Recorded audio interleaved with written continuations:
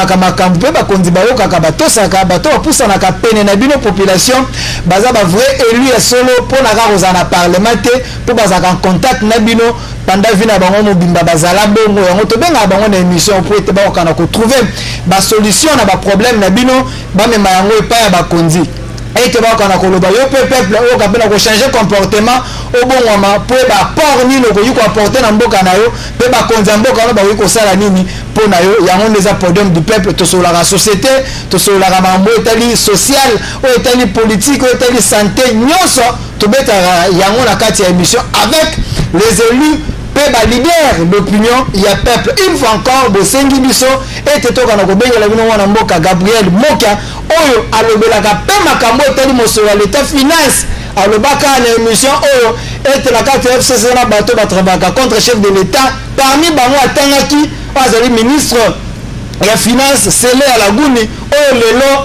ba fonctionnaire à l'état d'entreprise publique ba zo scellé ma bondeli et te motema na elemba akokana ko signer ko libérer mbongo po te ba kana ko futa mapote mikolo ba bayer ba komi ko bimisa ba locataire po ba futi te nyonso na moto scellé à la gouni est-ce que azali solo biongo ya mboka tombo ngonde ezate ko tomso to yoto présidence et ça li ba dépassement budgétaire et bon regardez la soki 54 millions et comme 300 et quelques président s'est dépensé bon dans le but primature besoin de dépenser donc il y a une guerre terrible donc sur la makambango à la carte émission également les consultations des chefs de l'état est-ce que quoi aboutir na solution à malonga tote to moni pe senko akekota la kabila akekota la faïlu pe azaki pe la chef de l'état est-ce que mboka o buso et komonana to peuple na continue ko souffrir ko la politicien poto sur la makambana nyoso to bengi mona mboka Gabriel Mokia Mandembo o pazali moko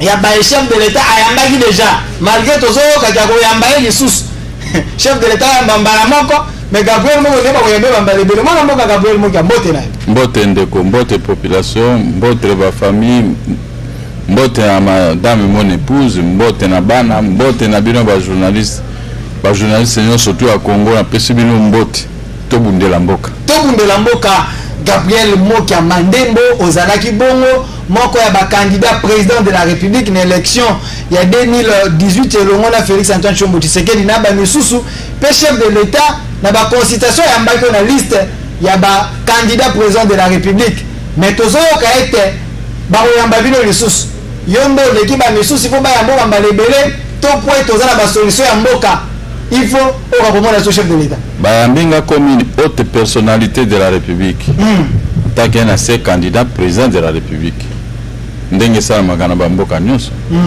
chose que bato musu bazo bossa na bazo ebate que j'ai naza na niveau pe mususu ozala aura mususu ba koyamba biso na cadre ya groupe na biso to sali na ba paipai e koso Adabo Mbole les autres ba koyamba biso pe pona cadre wana ezate que to l'équipe bato nyonso no to l'équipe moto aleki moto na mokila zate biso tout okufaka ndenge moko chef de l'état mbabilo mbalebele ko leka ba misusu ona de mais na la question te bayambi biso attaque ba candidat yo oza contre ba candidat président oza contre ba candidat alors longola ba candidat siko ba koyamba biso comme tout le monde OK mwana mboka na peindre déjà tableau awa ya makambo to kosola makambo pe tali banda ko to kobeta yango di solo makambo pe tali misolo ya l'état to kosolola to banda na ba consultation pour to kosuka na makambo ba paiement ba fonctionnaire bazo silika grave ba benga biamba biso bona mboka Gabriel Mokia makambo lo baka za prophète to mona ngoza ya solo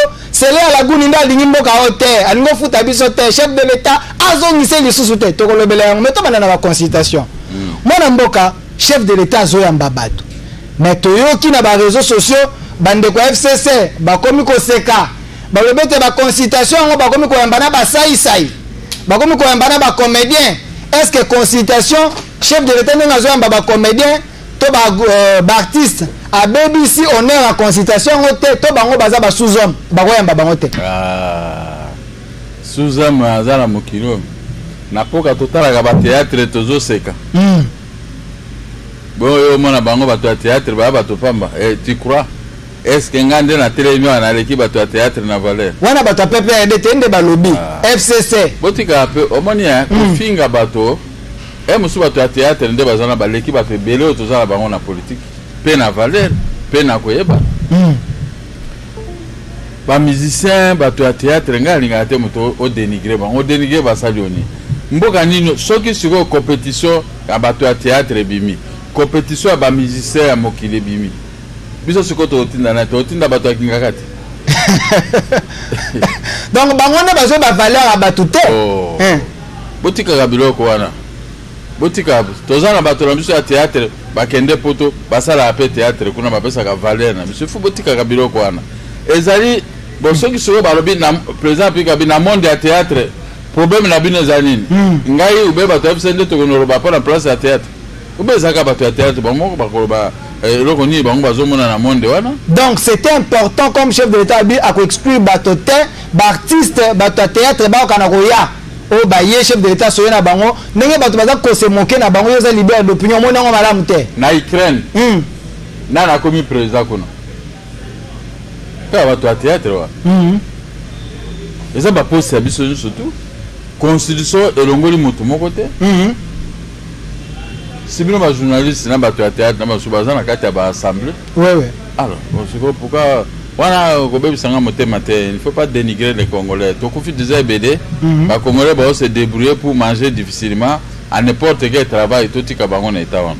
Vous pensez que na 18 ans ya mwana mboka ancien président bazalaki kopesa respect na motote ndenge ba biso to babande kopesa respect na bato ya théâtre bazalaki na bango à tout moment lelo sikoyo po Félix aye charge mais maman Livlem bazali ko tambola na bango nyonso kaka yete bango nyonso nde bazali kala bato ya théâtre na ba musicien bato ya théâtre mutu bazo bwaka bango mabanga baosa bango osa mona biso ba politique sosengi mabanga mais bango nde mabanga na mabanga tout ça lelo siko bato ya théâtre bakomi mabe Dans motema mabe na bango dans motema kindoki. Voilà, moi mboka tozo évoluer toujours na mamba consultation tozana yo awa pour okana ko répondre na ba question il y a peuple chef de l'État yambi Mukwege prix Nobel de la paix Mukwege a réitéré sous ma candidature yete ba mindele ba ko chaku moko munene basambisa bato basala ba crime moko te ko tika la impuni na kati mboka oyo.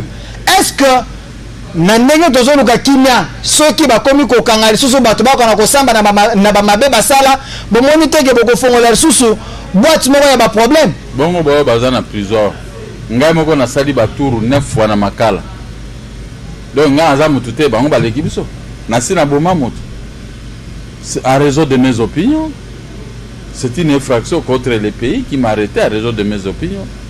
Il faut pas fongola tribunal pénal international na cour pénale internationale awa deux cours ba poursuivre bato ba bandaki rébellion na AFDEL na ba mentor na bango ba poursuivre bato ba bomi bato na ba kwenyo sur la république il faut pas ba ko tika bango omoni bango na ka bazo continuer ko boma bazo mitia ba ADF na lu bazo mitia ba ceci ba M23 tout ça et ça quand les mêmes gens on doit les arrêter tous même si on base à 10 000 ba kende na la yekura baki novanda même ba musupu ba kotia bango na makala ba mona na ndenge pizo satra makala za kamoto ni mwana mboko au nom des accords quand même tokoyi ko boma moto.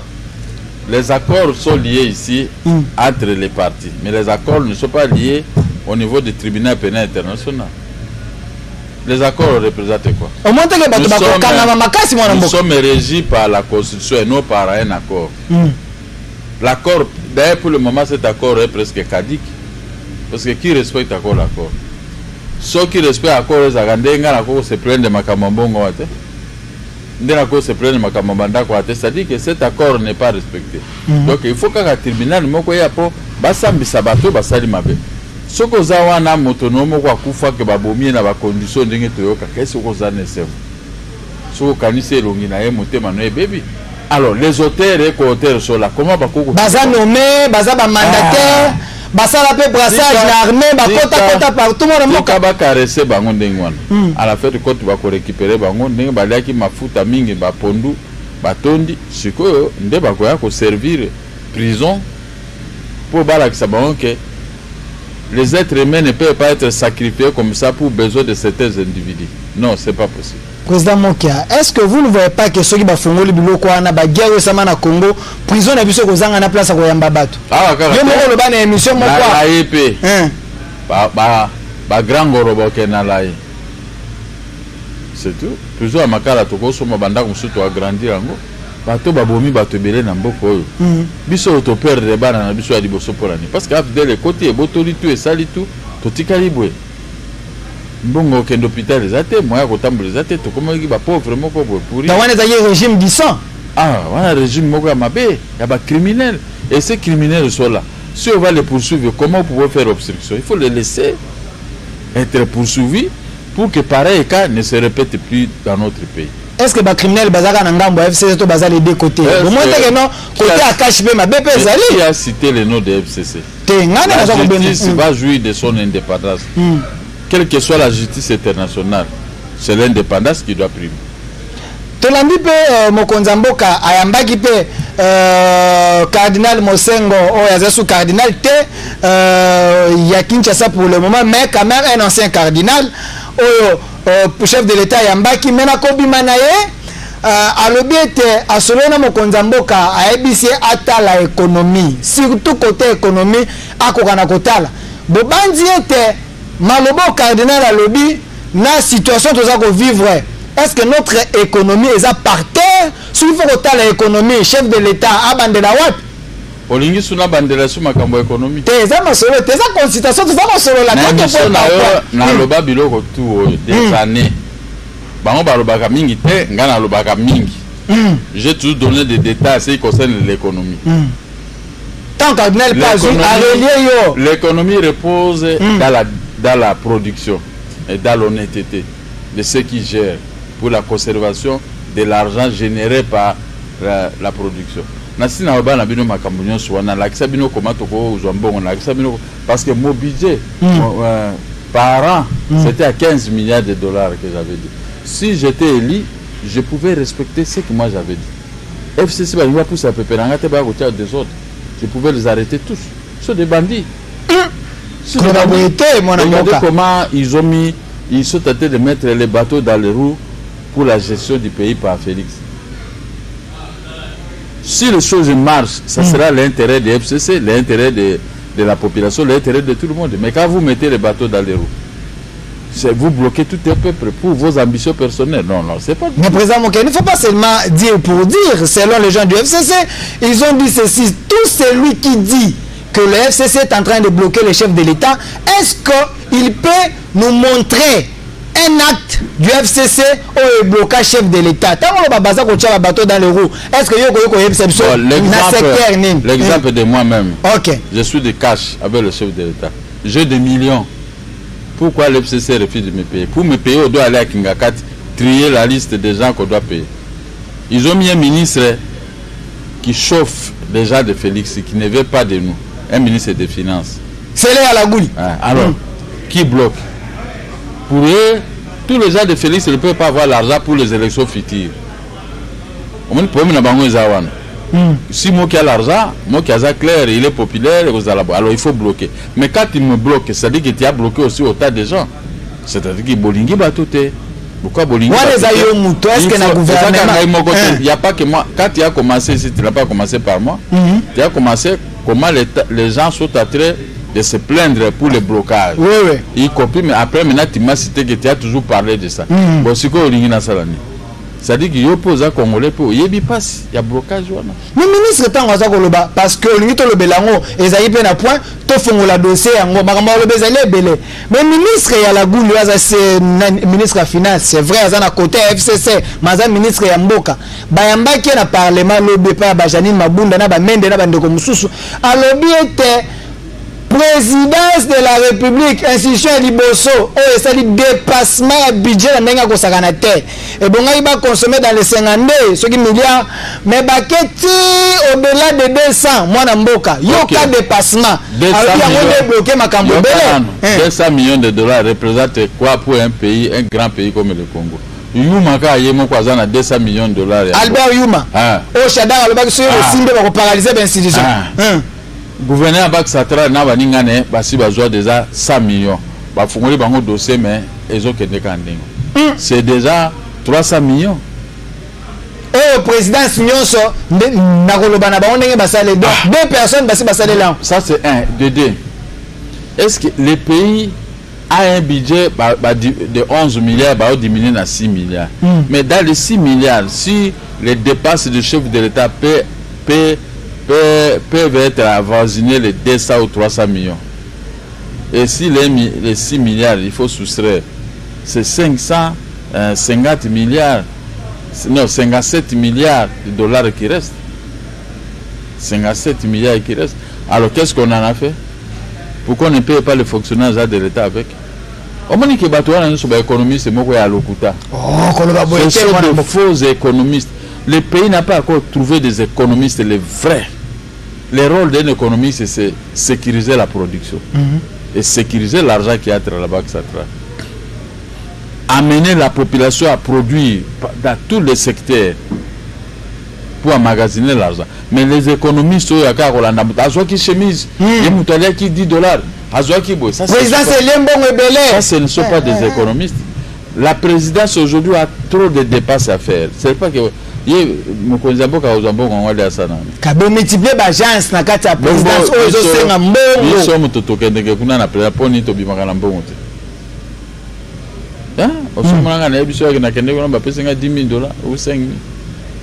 c'est parce qu'il y a trop de dépenses pour les... Bon, il y a administration à présence.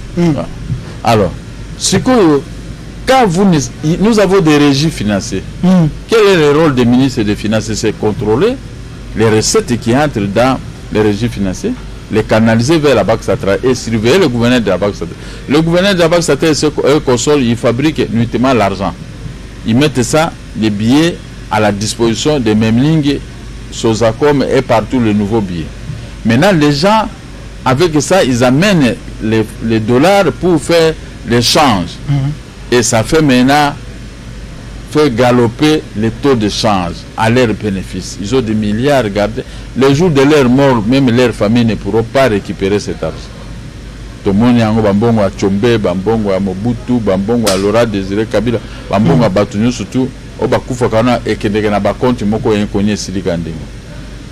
Ils ne seront pas dérogés à la règle. Bango, Bazoko, Iba Mikolo, Baïbi trop. Banane Baïbi. Bato Basali, 18 ans à pouvoir. Vous savez des milliards qu'ils ont amassés. Ne faites pas de l'ironie. Ils ont bien géré. Parce qu'il y a un pays structuré. Ne faites pas de l'ironie dans les affaires de l'État. Puisque ça vous concerne. Ça vous concerne? Je ne fais pas l'ironie, mais le président, je pose des questions. Parce que lorsque vous dites que non, ils ont volé, oui, et disent qu'ils ont laissé un pays stable, structuré, sur tous les plans. Le gouverneur a dit qu'ils avaient laissé $1 milliard. Donc toi, tu peux gérer un pays pendant 18 ans, tu laisses à la caisse de l'État qui est $1 milliard. Vous pouvez demander, Sarkozy avait laissé combien? François Hollande a laissé combien? Mais les RDC, ce n'est pas la France quand même. Ah, mais c'est toujours la même chose, c'est la gestion. Les gestions du monde sont identiques. C'est pour l'intérêt du pays et l'intérêt du peuple. Mais il faut maintenant emmagasiner l'argent. Vous croyez que la gestion, c'est quoi? C'est pour que moi, je dois prendre $1000, je mets en poche de dire, regarde la lecture en bon, moi, je suis comme ça. Non.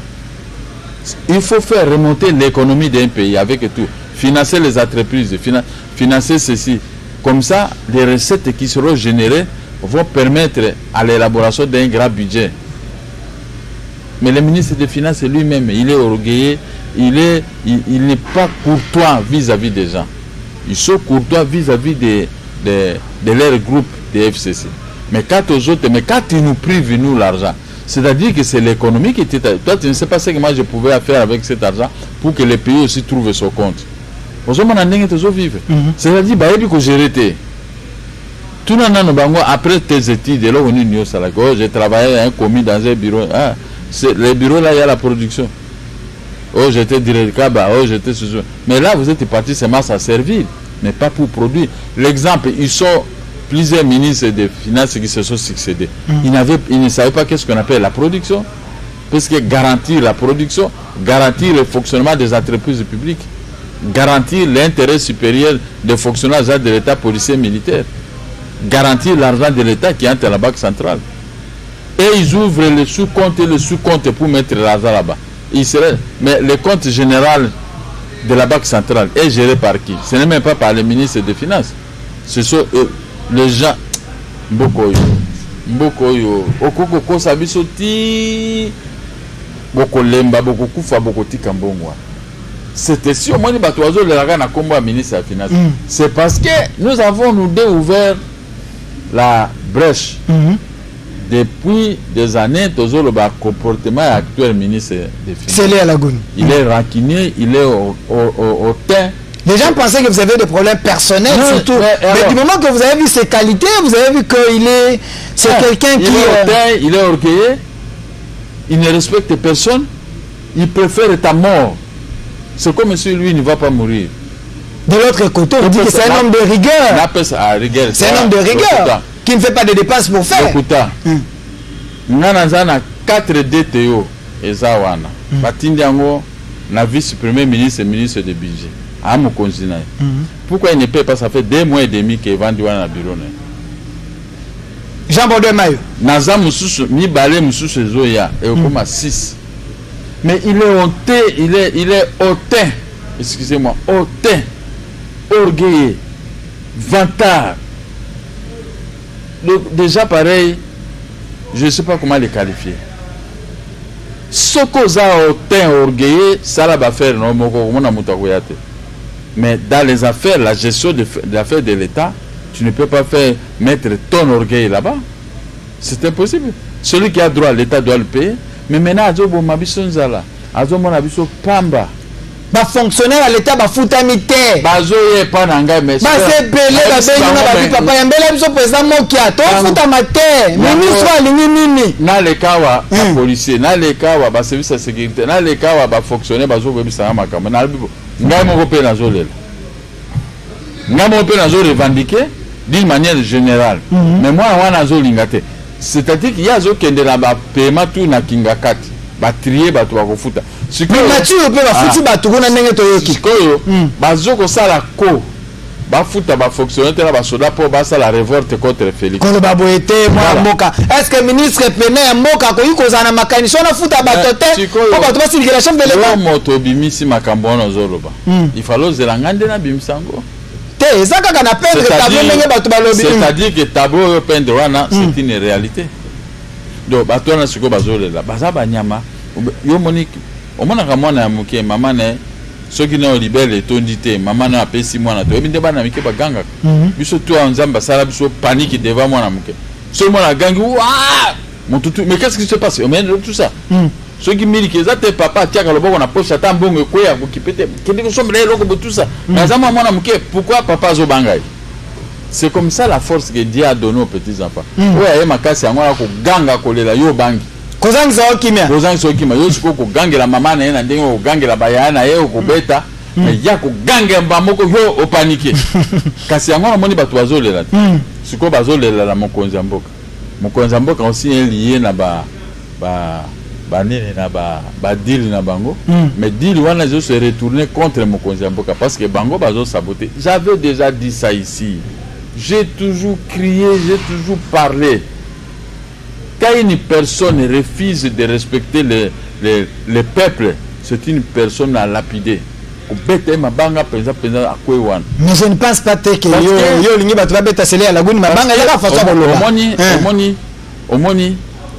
la gestion d'un pays n'a pas de prix.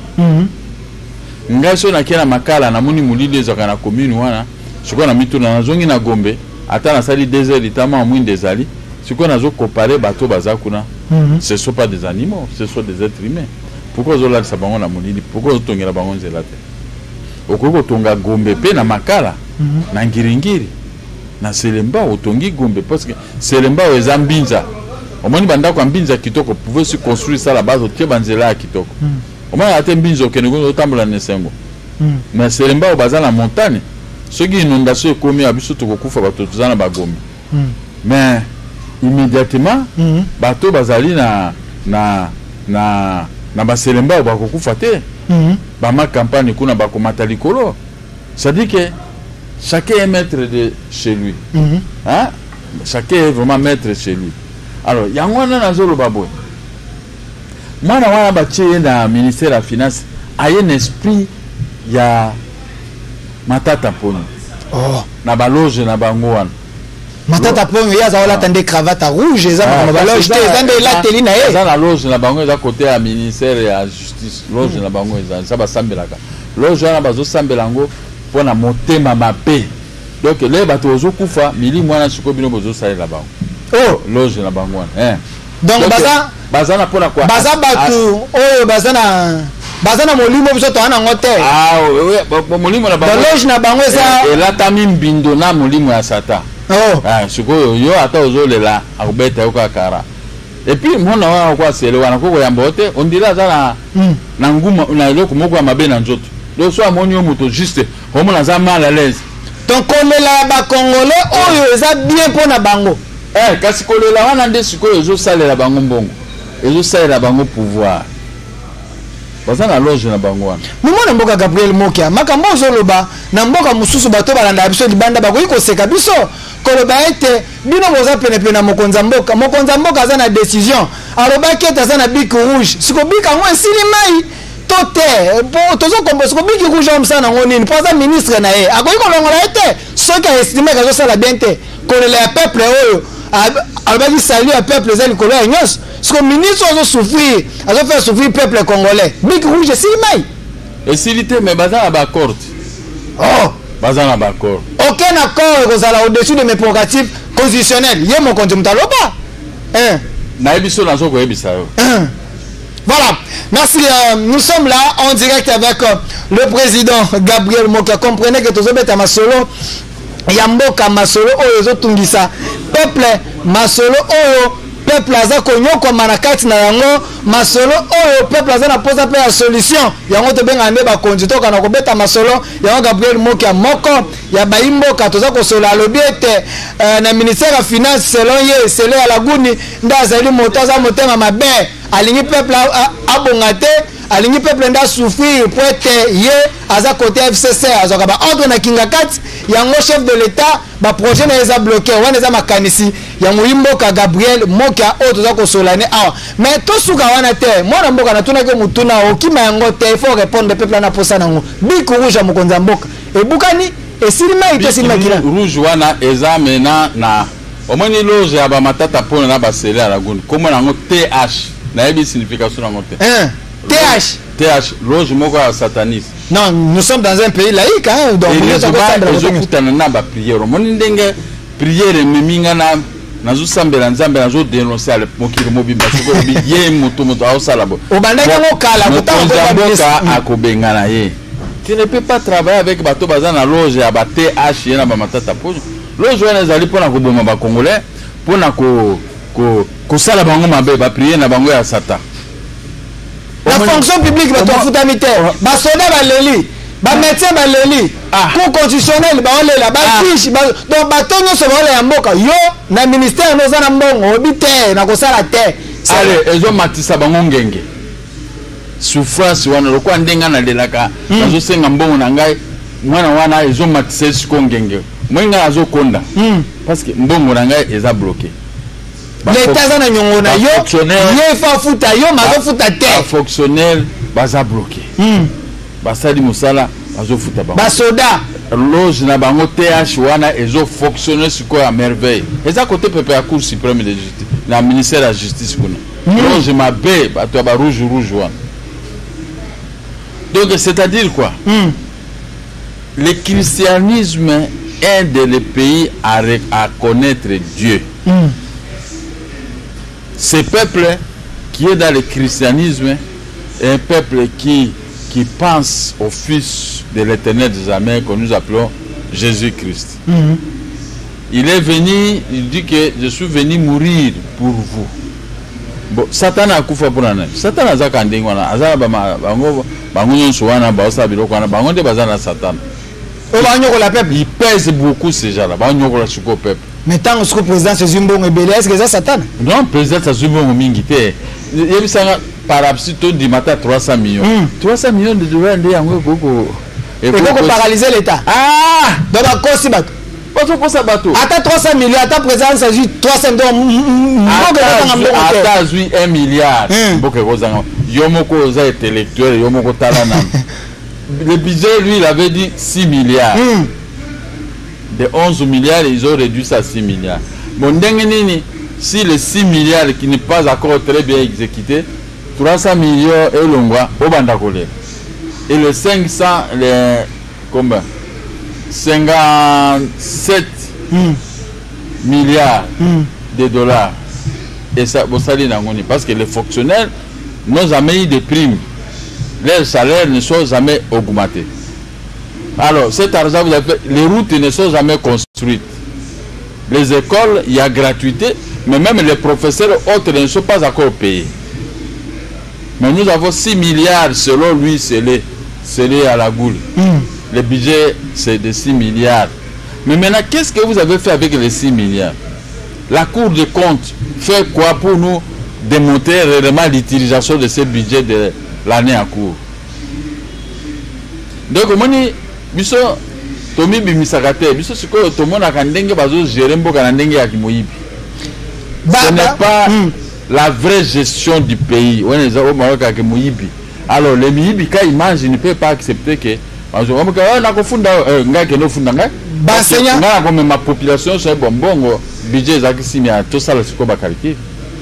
Basenya baza kolela ba mama mususu na mona ba nguna bakutana ba kolo ba bete to on aime so gratuitement biso moto ndimi to futa na biso po gratuitement to moni basenya bazo futa bango te donc bino bo petit peuple bombe ozo parce que la bango na maboko bana ba otanga te mwana mboka Gabriel Moki. Le pays a des gens qui exploitent nos minéraux à Lubumbashi.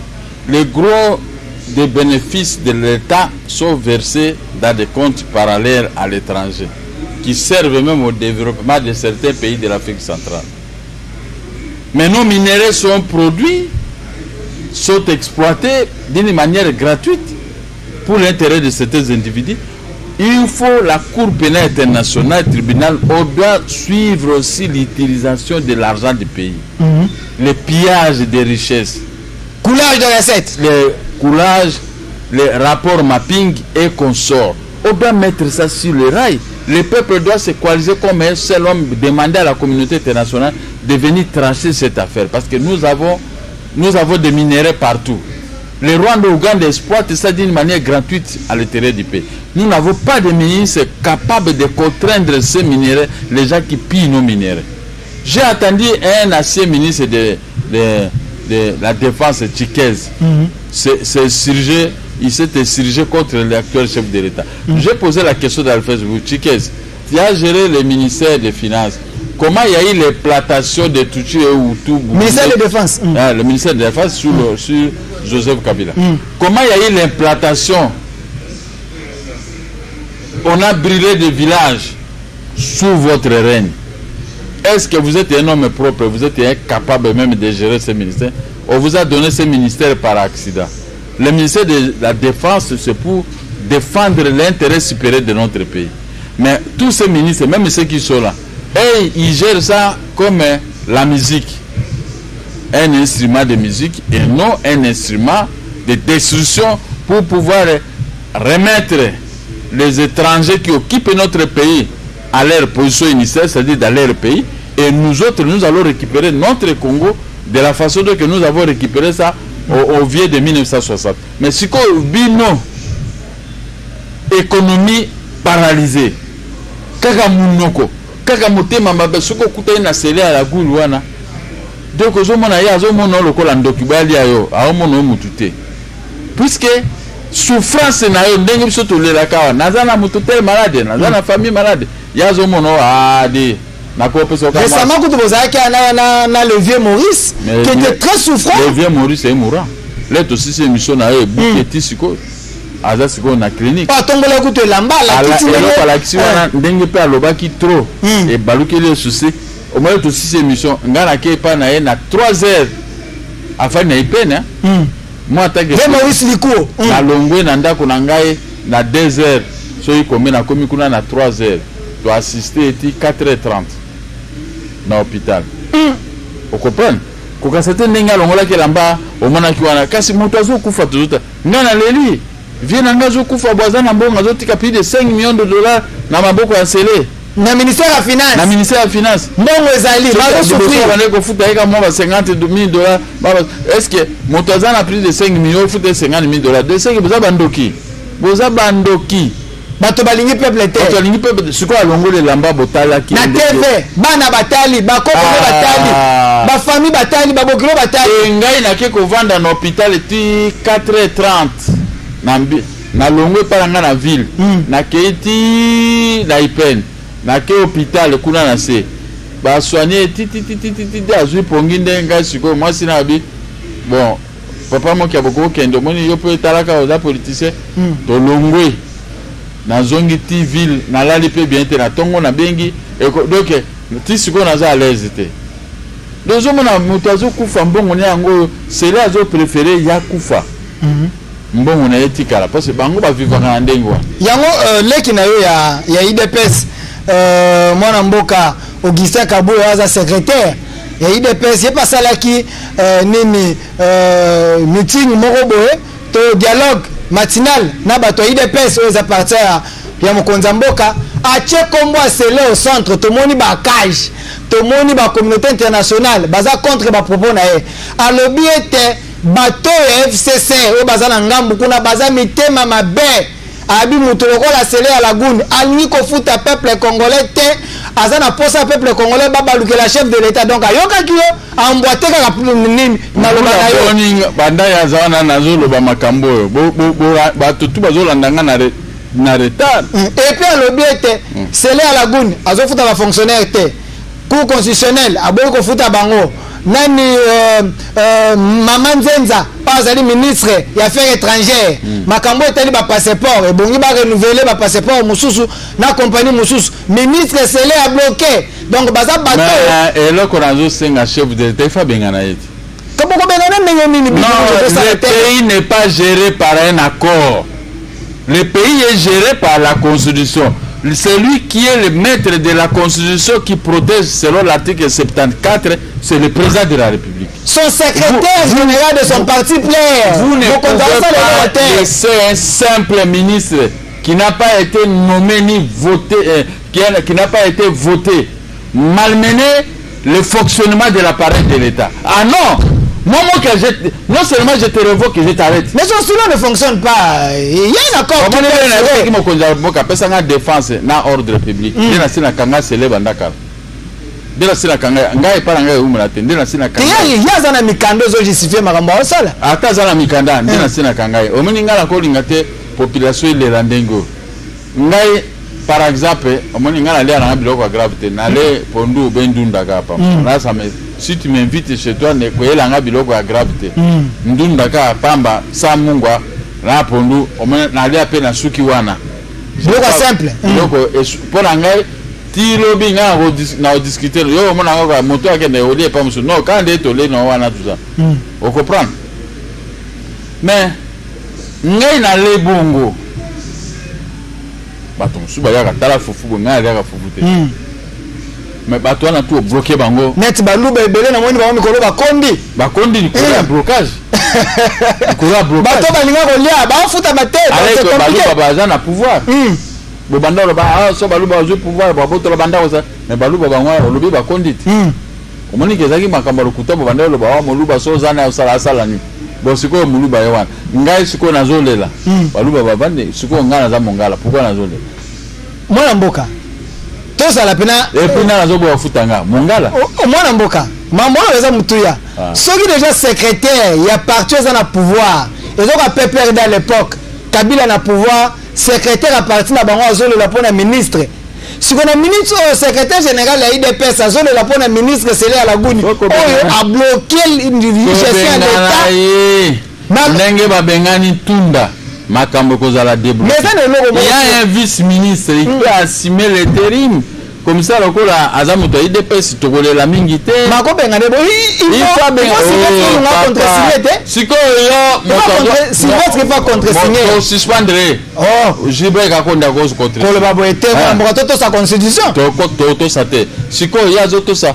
Nous sommes tous égaux devant la loi. Donc ça dit que ndenganga toujours le lambongo. Mbongo ezali, la loi permet qu'à fouta biso. Bon, lui ne respecte pas la constitution. Yo lingi siko to respecter constitution. To respect. Donc la constitution est cause à respecter quand na yo na ngai na ba fonctionnaire na ba soldat. Mais l'auteur du crime, il est exempté. Kaba propos musu na moni ba cage ba kapemba ba condamné secrétaire IDPS tango azolo ba ete tokozongi sa politique ya kala no bango ya kota Mobutu tango biba misusu ba ko kende exil misusu ba ko kende exil misusu ba ko nanger bango wana baza bato ya FCC kolanda ka ba mouvement basala ka wate ba bato ya FCC. Le loup ne se mange pas entre eux. Bango bazo pesa Moïse Katumbi ko so azo pesa ba mbongo bazo lia bien. Mais ba fonctionner wana bazole la wana azo futira ndako $100 salaire na ezali 150,000 francs, ce n'est même pas $100. Azala mama kamuna sala kapo akopletaka mbongo ya kofuta loyer, il faut futa transport ba bisi ezalaka tendenge ezalaka kala siko yo lobi alobate papa yango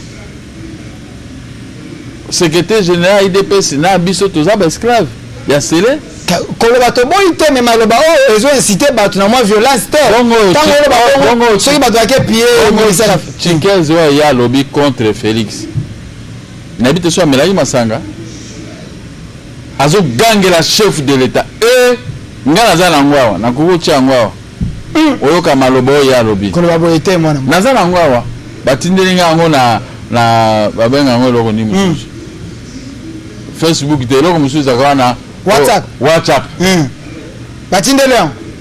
Batindelinga na WhatsApp natali ndenge Chikeza azoloba. Nabi azoko mona chef de l'état ko eloko ya muke. Chose qui a koloba na Joseph Kabila te wa abano sa terrorisme na bango surtout. Donc ça na bato baza ko se permettre ba ça n'importe quoi na pouvoir Félix parce que l'accord ezali parce que ça Félix. On comprendre. Donc bino bon mon attaque ndenge biso tozali aba tozaba yuma Félix a yuma te c'est ce qu'il est tenté de faire malgré les propos ya Augustin Kabouya vous estimez que ça parce que qui passe ya peuple ya ngonde akoki koloba ndenge ya peuple sele ndamu te mabe ayo qui passe yanga kulutu na ye ayo qui peut passer ya peuple na mona ndo so luka video yango luka video yango comme ça to vérifier totala na soki bato mususu bazo banga chef de l'état mais il faut l'ordre dans l'actualité parce que l'actualité c'est aussi makambo etali kaka mboka c'est vrai ba consultation oyo mais to moni mwana mboka Joseph Kabila ndenge toyoki atindi ba émissaire na ye un peu partout en Afrique ba kana kotambola poete batoyo donc Sadek bakonza mboka l'Union africaine ba kana kotala parce que selon encore ya Félix na Kabila c'était devant 3 chefs de l'État. Je ne sais pas si c'est vrai, c'est ce qui circule devant 3 chefs de l'État. Le Félix, il faut respecter l'accord Rwanda. Est-ce que vous pensez que ce que Félix n'a pas la consultation à tous ces accords, il y aura des conséquences politiques ou il faut plonger sous le moka dans la crise par rapport à l'auto-vivre? Na osa commentaire te eloko ezate. Félix a l'armée, il a la police. Soko e na désordre okosuka. Wana comme intimidation, nous sommes dans l'état de droit. Oh ba on va le bien ezate. Oh yo zolo bezate intimidation. Ils ont l'esprit accord. Donc pour vous, vous êtes facile à intimider le chef de l'État et son groupe. Mais quand on vous dit des choses, wana comme intimidation. Donc bino oza mibali biso toza banani bana mike. Mais nous gérons les pays, nous avons l'ordonnance entre nous. Vous n'avez rien. Quand Némi dit Bakoya consultation, vous devez le faire la consultation en cadre et accord. Ceux qui m'ont dit que la structure et accord pour être bon dans le là. PPRD ceux qui ont été, bazana ba député belé. Bon moi que non bilon de bon. Ngoika sanjaye lelo. Oh. Koloba boyete ba mboka. Bon ayepo Félix amona ye azong sendako. Oh, est-ce que Félix mutazong sandako be c'est la justice sur zong. Nana moningo ikasage lobi na parlement. Azakuna. Au moment où je vous parle, Azakuna pas n'a parlé de la nation. À quelle consultation? À quelle consultation? Koloba boyete ma vérité zo pesa bonemi aya benga na FCC pas ba koloba te peut-être qu'il y a un nègre secret d'état. Non, il pas ça na makasi na ndenge na ye. Voilà, comprenez qu'on est en direct avec le président Mouka. C'est toujours comme ça dans cette émission Podium du peuple. Masolo, il y a peuple monde en Mboka. Masolo muso était le peuple, ça peut Masolo ya courant na mai. Tomoni moi na Mboka aller à Tundu. alobete asaki mo voyage kota matadi a watali makambotani courant aza pesi ya SNEL alobete courant po comme stable photo zela na le tiba décembre na ngonga oyo il faut na peuple supporter nan yo moni bon Yoka. Voilà, nous prenons un élément. La cohésion nationale des pistes. Nous prenons un élément. Je reproche au président de la République, Tshisekedi, il reproche. C'est l'UDPS. La lutte est de 35 ans, ils disent, mais pour quel dividende? La cohésion n'a pas réussi. C'est la coterie au sommet de l'État. Et ils s'arrogent le droit de parler au nom de tout un peuple. Qui dit que le peuple congolais n'est que UDPS? Non, non. Fait son papa que son âme se repose en paix. Il a été nommé par le maréchal Mobutu 11 fois. Mais pour quel résultat? Ce sont toujours les autres qui ont tort. Et ils ont toujours raison. Donc ils ont un égoïsme dans leur ADN. Ça, je le reproche. Je croyais qu'avec le temps, il aurait changé. Hélas, tel père, tel fils plutôt. Non. On ne peut pas au sommet de l'État s'arroger les droits de tout régenter. Non. Tout ce qui est bien, c'est à eux. Les autres n'ont que tort. Hier, maréchal Mosé Laurent Désiré Kabila. Ils sont allés à Genève. Hier, Vidal Kamere à Nairobi. Ils sont dans une coalition. Kamere, le sort nous reconnaissons. Qui est ce naïf qui peut croire qu'un directeur de cabinet fait ordonnancer les dépenses d'un État? Jamais. Il faut que les titulaires ordonnent pour que les dépenses soient effectuées. Les 100 jours, on en a parlé. Et la suite, j'ai l'impression qu'il n'y a pas de vision claire et nette où il amène le pays. Regardez un peu la direction du gouvernement. Comment pouvez-vous vous imaginer? Le chef du gouvernement, c'est le Premier ministre. Il n'a jamais présidé un seul conseil des ministres. Le président de la République, qui ne répond pas des actes du gouvernement au niveau du Parlement, il les préside chaque jour. Il va répondre. Je l'accuse de n'avoir pas compris quel est son rôle en tant que président de la République. Notre président, Minembwe, il suspend. J'ai peur que ce soit quelqu'un commence quelque chose, ça n'aboutit pas. Le peuple congolais n'est pas que l'UDPS. Ils observent, ils regardent, ils voient le retour de la manivelle. Vous ne savez pas comment elle sera. Ils canalisent les aspirations de tout un peuple en tant que jeune. Mais son manque de respect pour ses engagements, c'est une tare terrible qui est dans l'ADN. J'ai énuméré Genève. Ce qu'il fait aujourd'hui comme consultation, qui vous rassure qu'il va le respecter? Parce qu'il n'a jamais respecté rien. Et en espèce, la Constitution, la loi mère de la République, il ne la respecte pas du tout. Qu'est-ce qu'il reproche au FCC? On ne peut pas débaucher les gens pour se faire une majorité, ça. Mwana Mboka, c'est vrai, c'est un élément.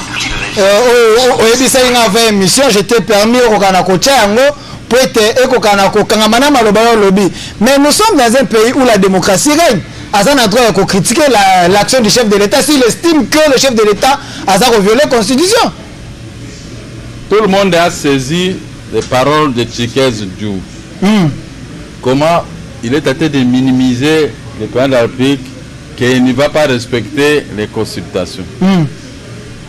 Les consultations du président de la République, lui-même, le président de la République, avec son bic et un papier, il a noté tout ce que nous avons, même ce que moi j'ai dit, ça est là. Pourquoi il doit avoir des doutes?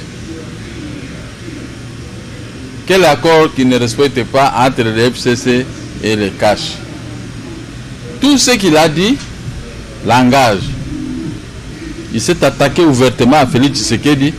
Félix Tshisekedi, c'est un monsieur, il gère le pays, il va aussi s'attaquer à lui.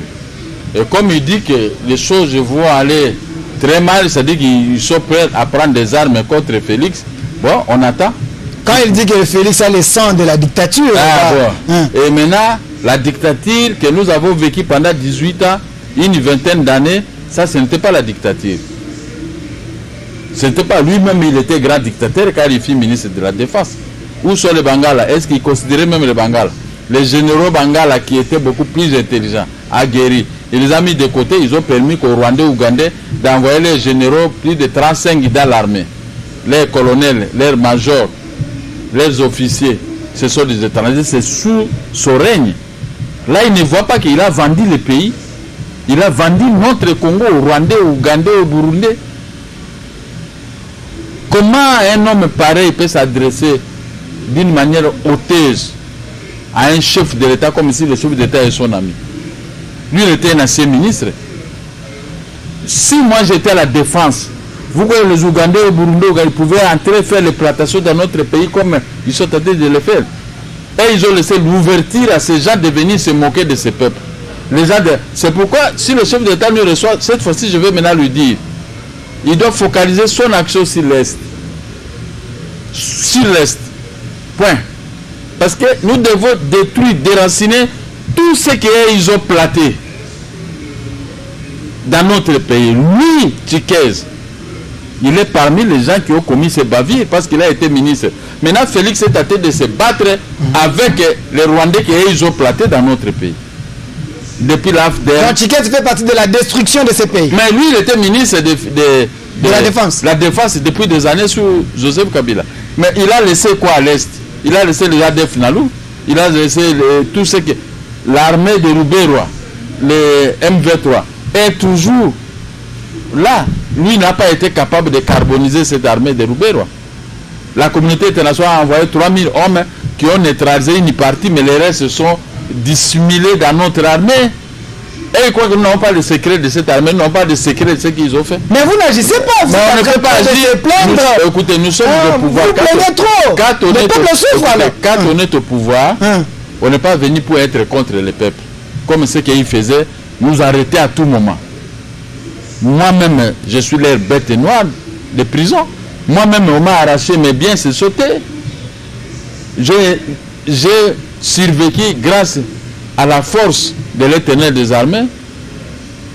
Mais maintenant, les peuples congolais qu'ils ont fait tuer, l'implantation de Tutsi dans notre pays, de tout ce que vous appelez aujourd'hui, les Banyamuleng, les Minembwela, c'est leur marque déposée. C'est leur marque déposée. S'ils avaient une force comme ce que moi je suis en train de dire, de récupérer tous les Quinois qui n'ont pas de travail, de mettre les Quinois et Quinois, les mettre à Minembwe, créer une banque là-bas, commencer à renforcer l'agriculture et autres choses, construire des routes là-bas. Les Rwandais ne pouvaient pas traverser pour de 500 km pour venir occuper Minembwe. Sous leur plume, sous leur gestion. Comment maintenant il peut s'apprendre? Il y a des mots qu'il a utilisés, je ne peux pas utiliser contre notre président de la République. C'est le langage que lui-même. Moi, je ne peux pas parler à un chef de l'État tel que lui le fait. Mais maintenant, si le chef de l'État me confie un poste, je me retourne contre. Je dis, bon, créer la rébellion, je vais voir. Je vais vous massacrer tous. Mais président Mouka, écoutez. Vous, à l'époque de Kabila, vous parlez fort, hein? Plus que lui, hein? Vous voyez la démocratie? Moi, j'ai parlé. Donc, Kabila, il était plus démocrate que Tshisekedi. J'ai parlé pour l'intérêt du pays. Et lui n'est pas. Mais eux, maintenant, ils ont fait le contraire de la gestion du pays. Ils ont amené les Rwandais dans notre pays, ils ont amené les plantations, ils ont tué le peuple congolais. Et les pillages, un type comme Kagame, maintenant, il va même fabriquer les avions et autres choses avec les richesses de notre pays. Pourquoi ils ont permis ça? Par la bénédiction des Congolais. Par la bénédiction de l'AFDL et de Tchikez ici et tout le monde qui ont géré ces pays de la façon de... Donc Tchikez n'a pas le droit de parler. Il n'a pas droit de se justifier parce que sous son règne, les Banyamulenge ont été créés sous son règne. Il y a eu les plantations sous son règne. Il y a eu des tueries sous son règne. On a atterré des femmes vivantes vers Mwenga, tout là-bas, Bunyakiri, Luchuru est plein de Rwandais maintenant aujourd'hui. C'est à cause des... Mais sous votre règne, Azarias a installé le bourgmestre de Minembwe. Vous avez annulé dans les sensationnels. Et les bourgmestres continuent à poser les actes. Il ne faut pas... Sinon, je vais te considérer comme un Rwandais. Non, il y a un député de l'opposition qui dit que les bourgmestres continuent à poser les actes jusqu'à aujourd'hui. On a pris la décision, on va s'y mater. Quand? Bientôt. Le bourgmestre agit en tant que bourgmestre. Mais nous sommes dans un état de guerre. Le président de la République n'a pas que ça à faire. Mais bientôt, il va se retourner contre... Il y a un monsieur là, Moïse, qui a parlé dans les réseaux sociaux, il vous a fait peur. Même les Rouberois, ils seront arrêtés. Tout ce qu'il faut ici. Ils ont l'armée ici. Tu sais que Rouberois a une grande armée ici au Congo? Non, il n'a pas d'armée. Rouberois a une armée. Le M23 est toujours là. Et le RCD est toujours là. Il y a eu brassage dans l'armée. Le chef de l'État doit aller. C'est les soldats de la République. Le chef de l'État doit aller avec Moro Moro. Ne croyez pas que quand quelqu'un gère le pays, il n'a pas la capacité de faire ce. Il avait parlé pendant la campagne électorale. Moi aussi, j'avais parlé pour la gestion de l'Est. Félix a parlé. Mais laissez-le. Il n'a pas encore terminé son mandat. Peut-être avant la fin de son mandat, il y aura la joie de la population de l'Est. Hein? Si vous êtes des Rwandais, ça c'est votre problème. Mais sachez que moi, je vais vous arrêter. Mais les kabylistes se moquent de vous. Lorsque vous êtes en train de dire que les FCC nous bloquent, mais il y a un chef de l'État, un ministre qui bloque le chef de l'État, est-ce que c'est normal? Oui, mais attendez, attendez ce sort. J'ai parlé dans vos micros, il y a beaucoup de choses qui se réalisent. Tunda n'est plus là, mais le blocage continue. Selon vous? Il n'y a pas que Tunda, tous ces gens-là partiront. Nous allons placer d'autres personnes. Vous allez gérer avec que la défense. Vous avez nommé Makila. La défense et les finances ne seront plus entre les mains de ces gens-là. Mende Makila, voilà. Vous les avez nommés. Ne me citez pas les noms. C'était le fruit du FCC. Mais sous la bénédiction du chef de l'État. Je peux dire que je suis un peu supérieur à beaucoup de gens qui ont géré. Parce que les gens ont géré. Mais quels sont les résultats? Mais pourquoi vous les nommez? Qui les a nommés? Le chef de l'État a nommé Makila. Parce que les gens disent que il n'y avait pas de jeunes. Parce que les gens disent que Félix n'a pas respecté l'accord. Mais beaucoup de gens que vous citez là sont au pouvoir. Mais en tout cas, ce sont eux qui ont organisé le chaos économique, le social. Mais pourquoi vous les avez reconduits? Donc vous avez peur de Kabila, vous avez peur du FCC, malgré les sensations à la télévision. Donc il n'y aura pas la solution pour les peuples. Avoir peur d'un président sortant, on va avoir peur de lui de quoi? Le président sortant n'a plus de pouvoir pour le moment. Ce sont des grimaces. Mais vous allez voir dans les jours à venir quel sera le sentir du gouvernement congolais, composé de vrais Congolais pour l'intérêt du Congo et pour l'intérêt. Le statut du gouvernement congolais, composé par les vrais Congolais, le Franck Diongo et vous et les autres. Je n'ai pas besoin de me citer les noms. Quand vous me recevez... Non, je cite les calibres. On te donne quelques miettes. Moi, je suis supérieur à beaucoup de gens que vous citez. Vous étiez candidat président de la République, mais vous n'allez pas travailler seul. Dans mon émission, parlez-moi de ce que vous êtes. Vous n'allez pas travailler seul. Vous allez travailler avec les Katoubi. Mais ne me citez pas les noms. Je n'aime pas ça. Les Congolais sont de trop bouchards. Quand vous les recevez, parlez de vous. Quand vous me recevez, parlez de moi. Ne me citez pas les noms. Je refuse des noms des gens. Mais vous allez gérer avec eux si demain on vous nomme ministre de Défense, l'autre sera ministre de la Justice, l'autre sera peut-être le PG. Vous allez gérer avec eux.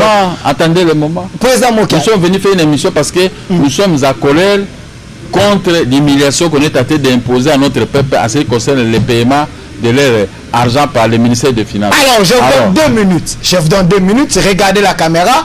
Scellé, jusqu'aujourd'hui, scellé à la Goune, le ministre des Finances, il n'a pas encore payé.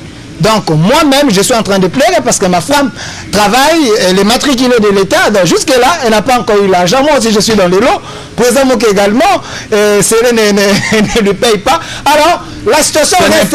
Ce n'est pas une victoire pour Scellé. Alors, la situation reste comme ça. Son sort sera la situation reste comme ça. Chef de l'État, qu'est-ce qu'il peut faire pour débloquer la situation? Nous allons lui donner les idées. Nous sommes avec le chef de l'État. Vous nous minimisez. À ce qui concerne la justice, l'économie, nous allons la défense et la sécurité du pays, nous allons lui donner des idées. Ce que vous racontez, vous êtes en dehors, vous ne connaissez pas ce qui se passe. Mais le ministère des Finances est dans le quota du FCC. Le pays ne peut pas être géré. Le problème des quotas, c'est terminé. Oh, comment ça? Cette histoire de quotas n'existe plus. Et vous allez voir maintenant l'avenir du pays. Vous croyez que nous sommes des naïfs? Vous m'avez déjà vu venir dire, non, nous nous racontons des choses, nous poussons le chef de l'État à faire mieux. Mais attendez, bientôt, le chef de l'État va se réveiller. Dès qu'il termine, et vous allez voir. 30 secondes, président Mokia, soyez sincère. Le chef de l'État avait dit c'est les consultations, il va consulter les forces vues, les forces représentatives. Mais comment, hier sur la liste, on a vu l'ambassadeur de l'Allemagne et l'ambassadeur des États-Unis dans les consultations des Congolais? Comment ça peut se faire? On ne comprend pas. Le chef de l'État est libre de parler avec n'importe qui. C'est la diplomatie. Vous validez cela? Oh, c'est la diplomatie, où est le problème? Et les autres se fâchent, hein, ils disent qu'il y a l'ingérence. Il y a un ambassadeur qui veut le voir, le chef de l'État, il n'a qu'à aller le voir. Il est là pour tout le monde. Après, maintenant, il va faire un discours. Attendez le discours du chef de l'État. Merci. Discours président Mokia, 30 secondes. Regardez la caméra, le mot de la fin. Le mot de la fin, la justice élève une nation. L'exécution des décisions de justice se font au nom du président de la République. C'est que moi je peux demander au chef de l'État la poursuite de l'exécution de l'ordonnance 200 46. Comme ça, ça sera justice. Je vais lui demander que quand le peuple pleure pour le peuple a faim, des ministres qui comprennent que le peuple, il faut le faire partir comme on a fait partir Tunda. L'adjoint qui est là, il verra l'expérience et il va payer le peuple congolais. Merci, c'était le mot de la fin de notre invité d'aujourd'hui, président Gabriel Moukia. Mais quelqu'un m'avait dit, il avait vu Olenga Nkoya à la présidence. Olenga Nkoya a donné une sagesse pour dire que le chef de l'État devait mettre de côté les extrémistes et chercher son frère Kabila et parler pour décompter la situation. Est-ce qu'il faut suivre ses conseils ou également il faut suivre les conseils de notre invité président Gabriel Moukia? Le chef de l'État a reçu mandat du peuple. Laissez-le exécuter son programme. N'est-ce pas? Merci. Il a son programme, il est maître, il sera comptable devant le peuple. Merci, il sera comptable devant le peuple, pas Sylvestre Lungelung Kamba, mais c'est le chef de l'État. Merci à vous fidèles téléspectateurs de la caméra merveille, à Golo à la réalisation, je reste Mazine à la programmation BBRC, la coordination Jichitumba, et un grand merci à notre président Roger Lumbala pour la confiance. L'invité d'aujourd'hui, c'était le président Gabriel Moukia Mondembo, il est président du MDCO, Mouvement des démocrates congolais. Mondembo. Mandembo, c'est ça que je dis. Mandembo, je vais pas massacrer votre nom, président du MDCO, Mouvement de démocratie.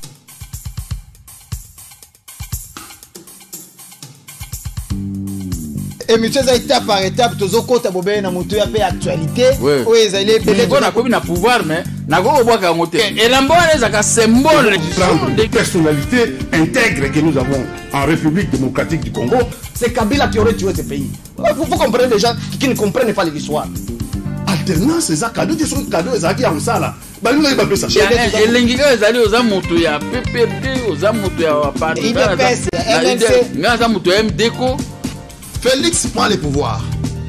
Voilà l'homme qui vient avec la vision. Justice et non. Merci, un grand merci aussi à vous fidèles au téléspectateurs qui sont belé à Kolanda Bisso. Audio 2.